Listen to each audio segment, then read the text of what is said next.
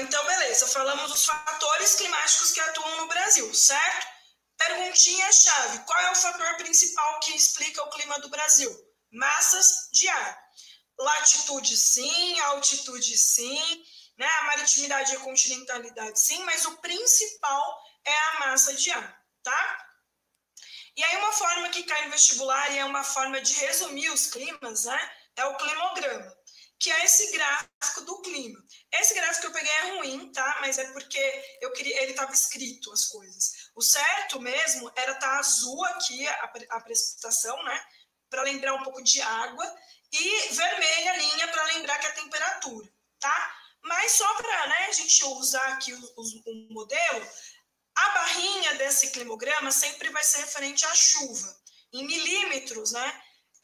Porque a quantidade de água, eu ponho uma reguinha lá e vejo quantos milímetros choveu durante o mês, durante o dia, durante um ano, tá? E a temperatura média aqui no Brasil em graus Celsius. Então, por exemplo, como que eu leio esse climograma?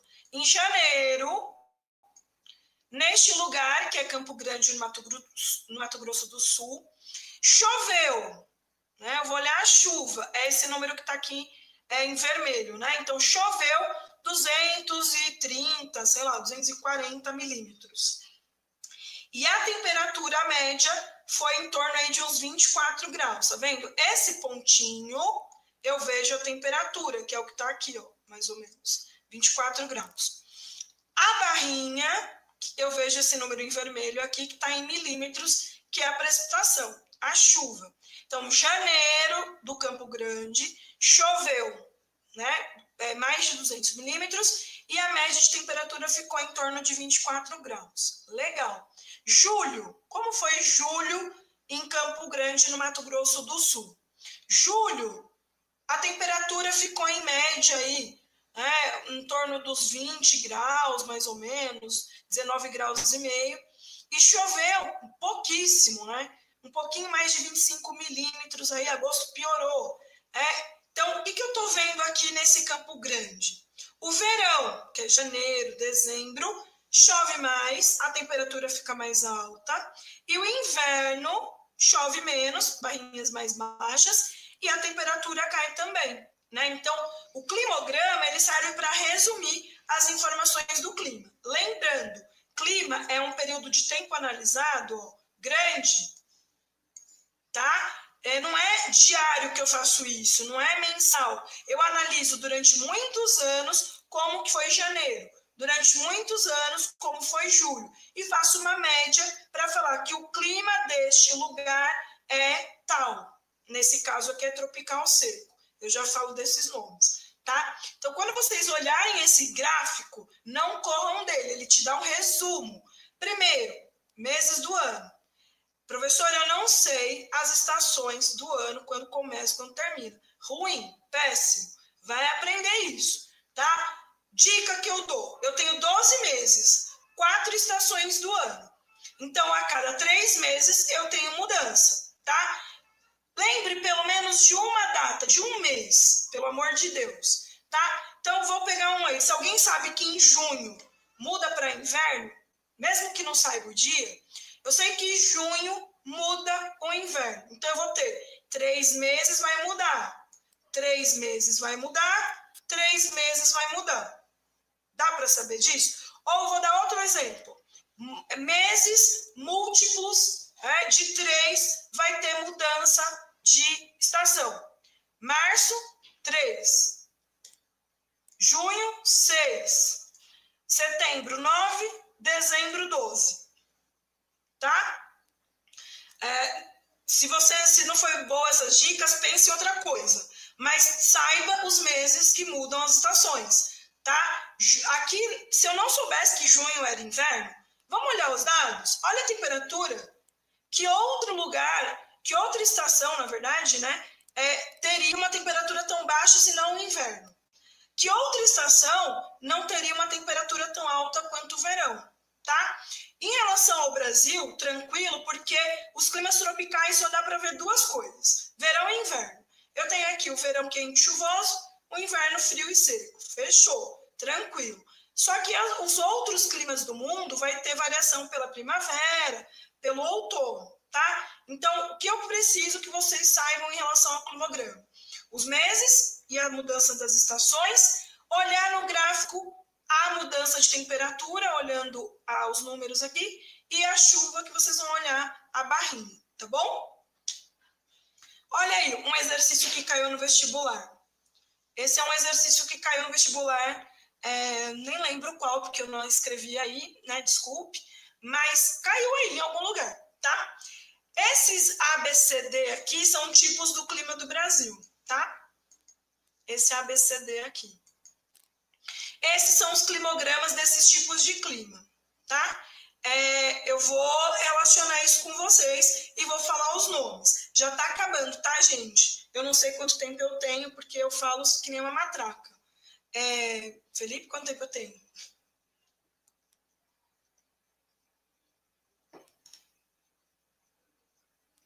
Alguém? Está tranquilo, Bá. Tá tranquilo? Posso terminar isso aqui? Quanto tempo eu tenho? Mais uns 15 minutos. Você começou, era 2h09? 2h10, mais ou menos? Uns 3h10. Pra falar, tranquilo. Então, olha só, gente, esses são os tipos de climas do Brasil, tá? Eu expliquei lá os fatores. Então, lembrando, mais ou menos por aqui tem a linha do Equador, mais ou menos por aqui tem o Trópico de Capricórnio, e aí vamos pensar que tudo isso que está aqui vai ser tropical, está na zona tropical, certo? O único clima do Brasil que está abaixo do trópico é o clima aqui do sul, tá? Abaixo do trópico. O nome desse clima, então, vai ser subtropical, tá? Abaixo do trópico, subtropical. Qual que vai ser a característica? Frio. Porque os outros lugares estão nos trópicos, estão perto da linha do Equador, não vai ser frio. Dos climogramas aqui, ó, qual que apresenta a temperatura mais baixa? Lembrando que a linha é o que refere à temperatura.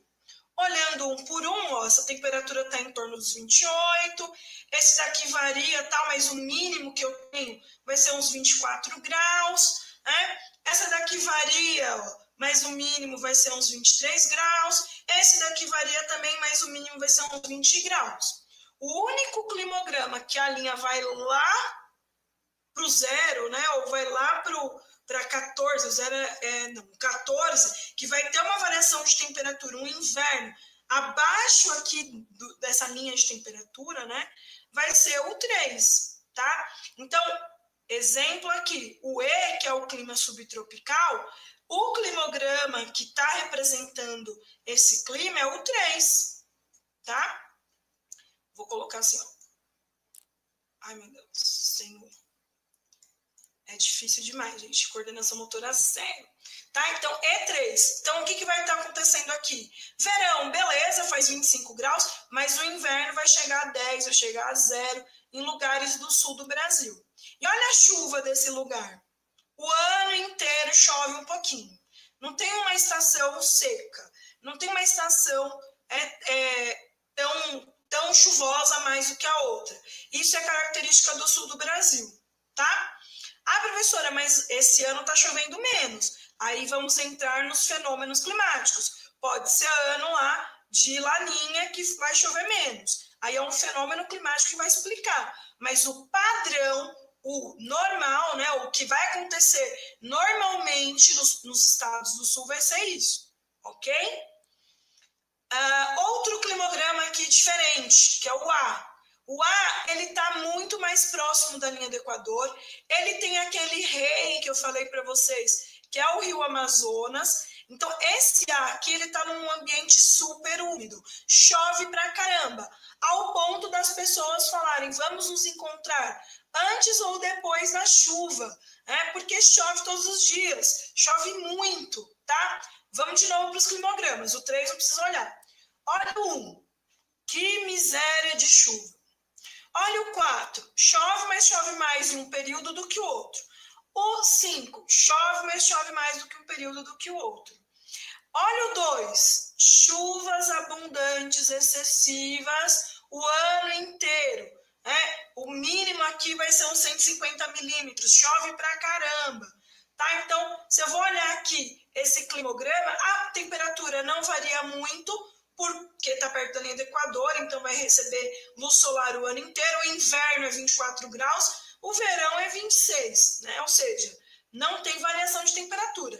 A professora, mas ontem no jornal, falou que no Acre ia fazer 18 graus, por conta de um fenômeno climático chamado friagem.